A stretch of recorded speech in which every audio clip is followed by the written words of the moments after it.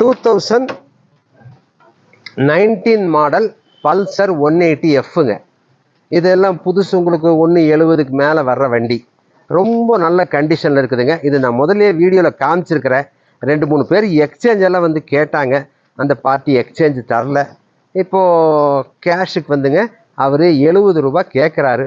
நான் இன்னி நம்ம சேனலை பார்த்துட்டு வர்றவங்களுக்கு நான் இன்னி வந்துங்க 1000 2000 ரூபாய்க்கு கூட குறைச்சி வாங்கி தரேன்.